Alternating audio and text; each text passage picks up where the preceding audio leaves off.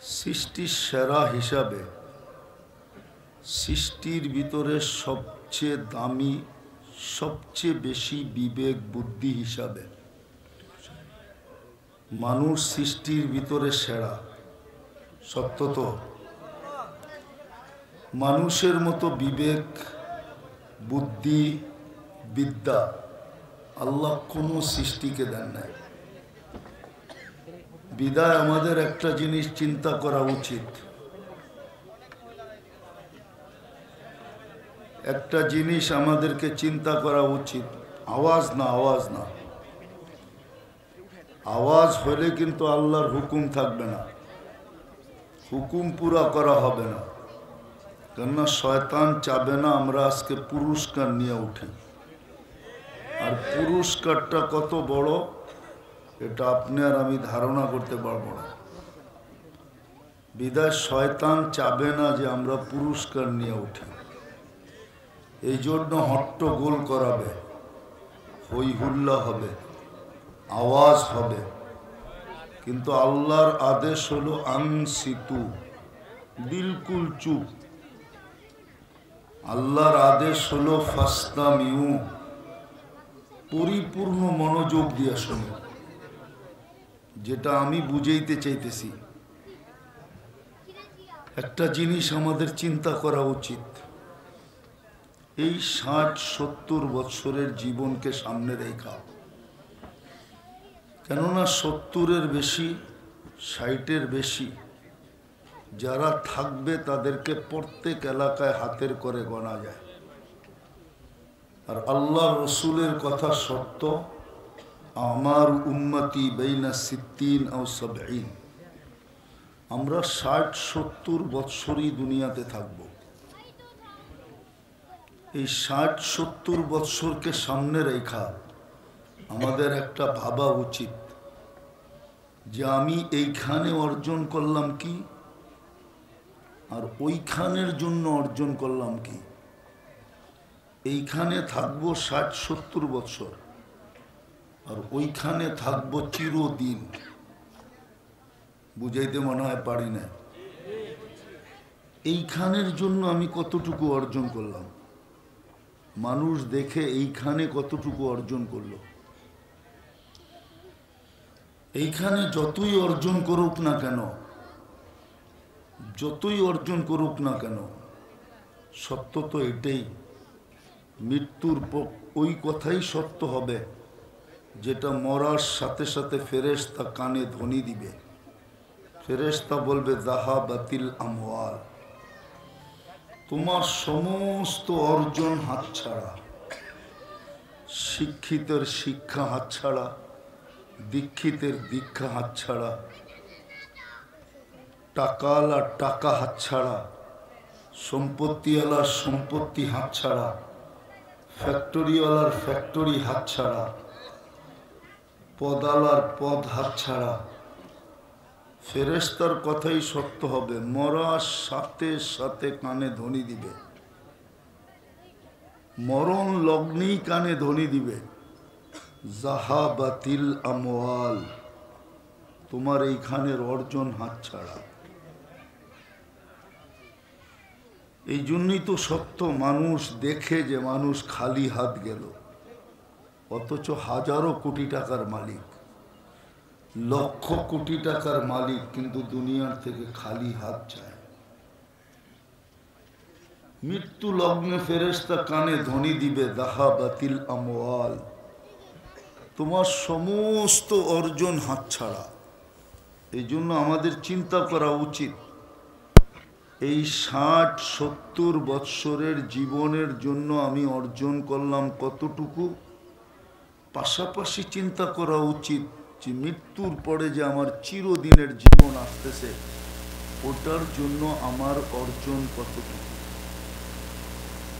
1 নম্বর এটা। 2 নম্বর চিন্তা করা উচিত যে আমি এই 60-70 বৎসরের জীবনে একটু ভালো খাওয়ার জন্য, একটু ভালো পড়ার জন্য, একটু ভালো পরিবেশে থাকার জন্য, একটু মাথা উঁচা করে চলার জন্য আমি কতটুকু পরিশ্রম করি আর যেখানে আমি চিরদিন থাকব, আল্লাহ করে যদি মিলা গেল জান্নাত, আর আল্লাহ আমাদেরকে জান্নাত দিতেই চান, নাইলে মুসলমানের ঘরে কেন পাঠাবেন? আল্লাহ যদি জান্নাত দিতে না চাইতেন, তাহলে আপনাকে আমাকে উম্মতে মুহাম্মদী বানাইতেন কেন? এত বড় ভাগ্য কেন আপনার আর আমার করতেন? জানি না উদাহরণ দিলে বুঝে আসবে কিনা।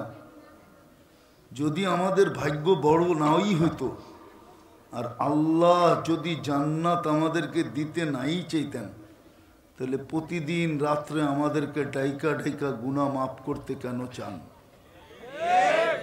প্রতি রাত্রে 3 ভাগের 1 ভাগ অতিবাহিত হয়ে যাইতে দেরি, আল্লাহ প্রথম আকাশে এসে ডাকতে দেরি করেন না, হাল মিন মুস্তাগফির, কে আসিস গুনার বোঝা নিয়া?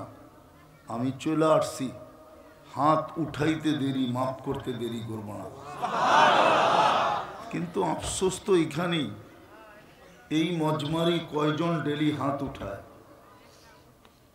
কয়জনই ঘুমের আগে শুধু হাতটা উঠায় বলে আমি উঠাইলাম, আপনি নাকি মাফ করতে চলে আসছেন, আমি কিন্তু মাপ পাওয়ার জন্য হাত উঠাইলাম। এই কথাটা কয়জন বলে? বিধায় আমাদের চিন্তা করা কিন্তু উচিত। দুটা জিনিস বুঝাইলাম, যে আমি এই 60-70 বৎসরের জন্য অর্জন করলাম কতটুকু, কিন্তু মৃত্যু লগ্নে তো আমার কানে ধ্বনি আসবে, যাহাবাতিল আমওয়াল, তোমার সব হাতছাড়া। আর যেখানে আমি চিরদিন থাকব, ওইখানের জন্য আমার অর্জন কতটুকু, আমি কতটুকু অর্জন করলাম, এটাও যোগ করা যায়। এইখানের চাহিদার কতটুকু, এইখানের চাহিদা কতটুকু? পেট ভরা গেলে আর খাওয়া যায় না, সোনা নিয়ে আসলো। কি পান্থা ভাত আর মরিচ পোড়া দিয়া যদি পেট ভরা যায়, তারপরে যদি চাইনিজও আনে, ওটাও পেটের ভিতরে ঢুকানো যাবে না। আর জান্নাতে তো এক এক বৈঠকে 70,000 প্লেট খাবে। একদিকে খাবে, আরেক দিকে ঢেক দিবে, আর খালি হয়ে যাবে। দুনিয়ার বড় বড় শিল্পপতি আছে, ডেলি যদি 20-12 কাপড় চেঞ্জ করে, তো বাড়িওয়ালারই বলবে পাবনায় নিয়ে যাওয়া মনে হয় দরকার, নাইলে ঘন্টায় ঘন্টায় কাপড় কেন চেঞ্জ করে। কিন্তু সে যদি বলে যে আমার তো অর্থ আছে, সমর্থ আছে, আমি চেঞ্জ করলে অসুবিধা কি? কর্মচারী সবাই মানলেও কিন্তু বাড়িওয়ালারা মানবে না, বলবে মাথাটা মনে হয় কেমন কেমন হয়ে গেছে, নাইলে ডেলি 20 বার কেন কাপড় চেঞ্জ করে। জান্নাতে তো 70 বার চেঞ্জ করবে। দুনিয়ায় তো 2 রুম হইলে চলে, স্বামী স্ত্রী, একটা বাচ্চা, 2 রুম হইলেও বেশি, ঠিক না? বেশি না? একটা কামরা খালি থাকে না? কি বুঝাইতে পারছি? জান্নাতে তো এই দুনিয়ার 10 গুণ সবচেয়ে ছোট বাড়ি দিবে, সবচেয়ে ছোট। ওটা বাঙালি পাবে না, যে পাবে ওর নাম লেখা আছে। সবচেয়ে ছোট বাড়ি। তো আখেরাতের তো চাহিদা বেশি, ওইখানে প্রয়োজন বেশি। কেন এক প্লেটে এখন পেট ভরে, ওই সময় ভরবে না, 70,000 প্লেট খাবে। শুধু খানা খাবে নাকি, ফল ফ্রুট কোথায় যাবে? দুনিয়ার যত প্রকারের ফল আছে, ওটা প্রত্যেকের জান্নাতে থাকবে। এটা ছাড়াও আরো হাজারো হাজারো আইটেম নতুন থাকবে। তাহলে সোজা কথা, আমি এইখানে অর্জন করলাম কতটুকু, এইখানের এই ছোট জীবনটা আমি কতটুকু অর্জন করলাম, চিন্তা করা উচিত। আর ওইখানে অর্জন করলাম কতটুকু। এইখানে তো 2 কাঠা বাড়ি কেনার জন্য, এই জায়গা কেনার জন্য গাজীপুরে কত মানুষের চুল পাইকা গেছে, আজ পর্যন্ত 2 কাঠা হয় নাই।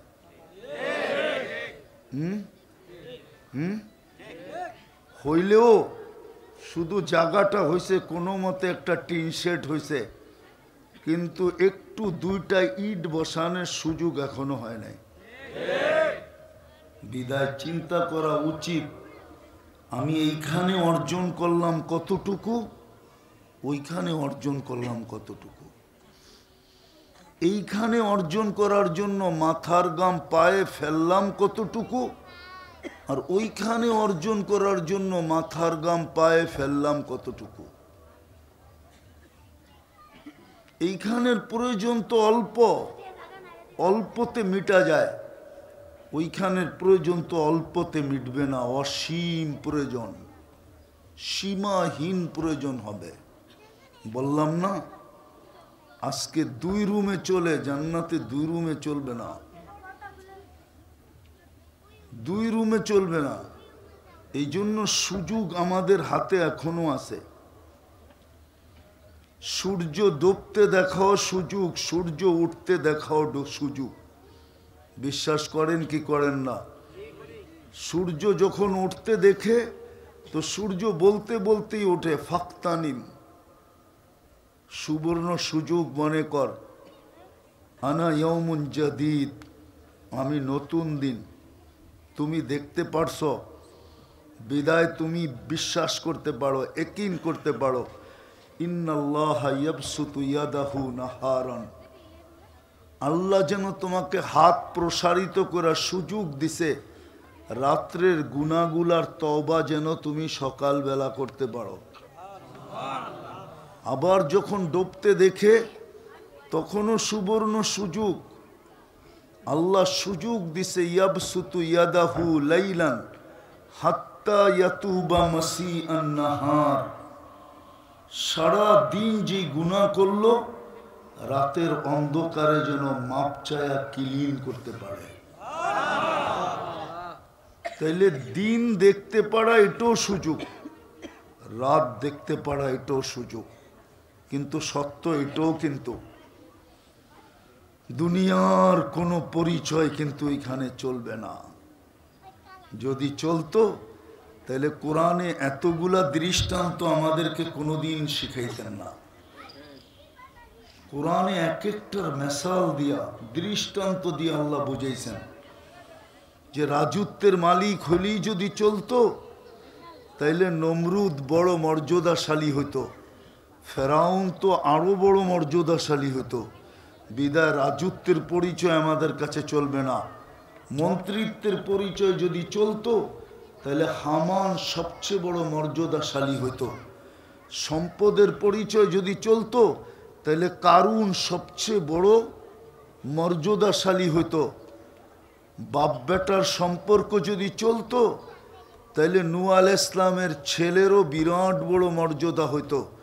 স্বামী স্ত্রীর সম্পর্ক যদি চলতো তাহলে লূত আলাইহিস ইসলাম আর নূহ আলাইহিস ইসলামের স্ত্রী দ্বয়েরও বিশাল বিশাল মর্যাদা হইতো। আরো সম্পর্ক, চাচা বাতিজার সম্পর্ক যদি হইতো, হ্যাঁ, বাপ ছেলের সম্পর্ক যদি চলতো তাহলে ইব্রাহিম আলাইহিস ইসলামের আব্বার বিশাল বড় মর্যাদা হইতো। চাচা বাতিজার সম্পর্ক যদি চলতো তাহলে আবু তালেবের কবর আজকে কাউকে কাঁদাইতো না। যেই আবু তালেবের কবর দেখে তার চোখ দিয়া পানি চলে আসে যে দুজাহানের বাদশার চাচা তো হইল বটে, সৃষ্টির সর্দারের চাচা তো হইল বটে, সমস্ত নবীদেরও নবী, রসুলদেরও রসুল, বরং সমস্ত রসুল নবীদের ইমাম সর্দার, ওনার চাচা তো জাহান্নামে যেত না। যদি সোসাইটি চলতো তাহলে মক্কার কারো জাহান্নামে যাওয়ার সুযোগ ছিল। মক্কার চেয়ে উত্তম জমিন আর সোসাইটি আল্লাহ তৈরি করেন না আর করবেন না। যদি বংশ পরিচয় চলতো তাহলে কুরাইশি কোনোদিন জাহান্নামে যেত না। বোঝা গেল দুনিয়ার কোনো পরিচয় চলবে না। এই জন্য আসেন ভাবি, আর লম্বা করতে চাইতেছি না, শরীর অনুমতি দিতেছে না, ভাবি যে আমি এইখানে কতটুকু অর্জন করলাম, ওইখানে কতটুকু অর্জন করলাম। বলে চিন্তা করলে কোনো কাজে দিবে? হতে পারে চিন্তা আপনার ভিতরে ঢেউ তৈরি করবে, ঢেউ। চিন্তা আপনার ভিতরে অনুসূচনা তৈরি করবে, ঢেউ তৈরি করবে, ঢেউ। আমি হাদিস দিতেছি, হাদিসে কুদসি, আল্লাহর বাণী। যদি যুবকের ভিতরে ঢেউ তৈরি হলো যে হায় কিছুই তো করতে পারলাম না, শুধু মোবাইল আর নেটের পিছনে এদিক ওদিক করে সব কিছু বিনাশ করে দিলাম, হায় যদি বাহির হলো হায়, তাহলে আমি হাদিস দিতেছি, ফালাম্মা তায়াক্কানতা বিল বাওয়ার ওয়া দানানতা আন্নাকা মিন আহলিন নার মানাহতু ইলাইকা রিদওয়ানি ওয়াল্লাইতু ইলাইকা গুফরানি কুলতু লাকা লা তাহজান গফারতু লাকা যুনুবা ওয়াল আওসার ওয়ালি আজলিকা সাম্মাইতু নফসি আল আজিজুল গফফার। আফসোস যদি আরবি জানতাম। আল্লাহর সাথে সাথে বলে তোর হায় বলা বা তোর বা তোর ঢেউ তোর পর্যন্ত সীমিত রয় নাই, আমার আরো সে আইসা ধাক্কা দিয়া দিছে, আমার আরো সে হিট করছে, আমি রেজার চাদর দিয়ে তোকে ডাইকা দিলাম, মাগফিরাতে ডুবায়া দিলাম। ছুটা আইসা পিঠে হাত বুলান আর বলেন চিন্তার কোনো কারণ নাই, তোর আফসোস তোর গুনাহকে মিটায়া দিছে। এই জন্যই আমি আজিজুল গফফার। এই জন্যই তো আদম আলাইহিস সালাম বলেন আমার থেকে উম্মতে মুহাম্মদীর সাথে আল্লাহর 100 গুণ না, 1000 গুণ না, 1,00,000 গুণ না, কোটি গুণ বেশি ভালোবাসা। আমি একটা ভুল করছি, কতদিন পর্যন্ত আমাকে কাঁদাইছেন, আর কত দিন পরে যে আমার গুনাহ মাফ হয়েছে। কোন রেওয়ায়াতে আছে 250 বৎসর, কোনোটা আছে 200 বৎসর, আর কমসে কম 150 বৎসর কাদার পরে, 150 বৎসর কাদার পরে মাফ হয়েছে। কিন্তু আমাদেরা সারা দিন গুনাহ করি, সারা রাত্র ডাইকা ডাইকা মাফ করে, শুধু হাত উঠাইলেই চলে। তাইলে এটা ভালোবাসা না তো কি? শেষ কথা বলতেছি, এটাও সত্য, মৌত কার কখন আসবে কেউ জানে না। সুস্থ আগে মরবে না, অসুস্থ আগে মরবে, রুগী আগে মরবে না, ডাক্তার আগে মরবে। কত রুগী তো পাওয়া যায় বাজারে ঘুরা বেড়ায়, অথচ যেই ডাক্তার লেখা দিছিল যে 1 মাস বাঁচবে, ওই ডাক্তার 1 মাসের আগে কবরে চলে গেছে। নাই এরকম? মৌত কার কখন আসবে কেউ জানি না। আজকে সূর্য গাজীপুরে বলতে বলতে ডুবছে, লান আউদ ফি হায়াতিকা আবাদা। হতে পারে কাল সকালে আর কেউ আমাকে তোমরা উঠতে দেখবে না। বলে সূর্য কি মরা যাবে? না, সূর্য মরবে না। হতে পারে আমরাই মরে যেতে পারি। দুনিয়া এরকম শহর আছে, গত ডিসেম্বরে, এই ডিসেম্বর না আর আগের ডিসেম্বরে, 24 ডিসেম্বরে, 24 না 23 ডিসেম্বরে তুর্কিতে এক রাত্রে 1.5 লক্ষ লোক মারা গেছে। ভূমিকম্পে এক শহর মাটির সাথে মিশা গেছে। বিদায় যুবক পায়ে হাত দিয়া বলি, এটা ভাইব না, তুমি আরো অনেক দিন সুযোগ পাবে। যদি সুযোগই পাইতে তো স্বয়ং আল্লাহ তোমার কানে ধ্বনি দিত না। আল্লাহ ডেলি দলি দেয়, শাবাব লা ইয়াক্তারুকা শাবাবুকা, যুবক যৌবন যেন তোকে বিমুখ না করে। কাম্মিন শাব সাবাকাকা ইলাল মৌত, কত যুবককেই তো আমরা যৌবন সহ কবরের কোলে শোয়ায় দিছি। 5 তারিখের আন্দোলনের আগে যতজন মারা গেছে বেশিরভাগই তো যুবক না? যুবক না? কয়জন বৃদ্ধ মারা গেছে? সবই তো সবই তো বিলকুল তাজা তাজা যুবক, ঠিক না? সত্য এটাই। ডেলি ধ্বনি দেয়, আমাদের কেন ধ্বনি দেয়, লা তাফরাহ বিদুনিয়াইকা, দুনিয়ার উন্নতি তোমাদেরকে যেন বিমুখ না করে। ফাইন্নাকা গায়রা মুখাল্লাদ, তুমি কিন্তু চিরঞ্জীব না। কবির কথাই সত্য, বারবার কানে ধ্বনি দেয়, লাউ কানাতিদ দুনিয়া মুখাল্লাদা, দুনিয়া যদি চিরদিন কারো জন্য হতো, মা মাতা মুহাম্মাদা, তাইলে আল্লাহর হাবিব মুহাম্মদুর রসুল্লাহ সাল্লাল্লাহু আলাইহি ওয়াসাল্লাম দুনিয়া ছেড়া কোনোদিন যেতেন না। কেননা দুনিয়াটা তো ওনার সুবাদেই তৈরি, সমগ্র সৃষ্টিটা তো ওনার সুবাদে তৈরি, ওনার আগমন হবে এই জন্য তৈরি, ওনার আগমনের কারণে তৈরি, ওনার রহমতের ছোঁয়ায় তৈরি। উনি চিরদিন থাকতেন, উনি যখন থাকেন না আর কে থাকবে?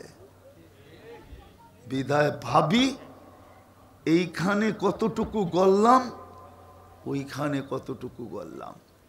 বলবেন গড়ার কি এইখানে বসে ওইখানে গড়ার সুযোগ আছে? হ্যাঁ, সাহাবাও জিজ্ঞাসা করছিল, ইয়া রাসূলুল্লাহ, এইখানে বসে ওইখানে গড়ব কি কইরা? তো বলছে, আমি পদ্ধতি নিয়ে আসছি, কেরামাতাদ দুনিয়া ওয়াল আখিরা, আমি শুধু দুনিয়া গড়ার পদ্ধতি নিয়ে আসি নাই, আমি আখেরাত গড়ারও পদ্ধতি নিয়ে আসছি। সুবহানাল্লাহ বলতে দেরি, জান্নাতে ফলের গাছ লাগতে দেরি হবে না। আলহামদুলিল্লাহ বলতে দেরি, জান্নাতে ফলের গাছ লাগতে দেরি হবে না। আল্লাহু আকবার বলতে দেরি, জান্নাতে ফলের গাছ লাগতে দেরি হবে না। আমি পদ্ধতি নিয়ে আসছি, ওইখানে কেমনে লাগানো যায়। বলবে কঠিন, বলে কঠিনও না, সহজ। সহজ যদি না হইতো তাহলে এই মাদ্রাসার এই মক্তবের ছেলে কেন পড়তো? জানি না এ নুরানির 3 নম্বর হাদিস জানে কিনা। 3 নম্বর হাদিস, মিফতাহুল জান্নাতি, আরে জোরে বলো, মিফতাহুল জান্নাতি সালাহ, জান্নাতের চাবি নামাজ। কিন্তু আফসোস তো এইখানেই, আল্লাহ তো চাবি দিতে ডেলি ডাকে, কিন্তু এই মজমারও তো 90 ভাগ নামাজ পড়ে না। চাবি দিতে তো ডেলি 5 বার ডাকে। দ্বিতীয় আল্লাহর আদেশ হলো আনসিতু, পরিবেশটাকে বিলকুল আওয়াজহীন রাখো। তাইলেই কোরআনে আমাদেরকে বুঝাইতে চাইতেছেন লাআল্লাকুম তুরহামুন, তাইলেই কিন্তু আমরা পুরস্কারের অধিকারী হব। আর কথা লম্বাও হবে না, অল্প সময় কথা হবে। এটারও একটা কারণ আছে।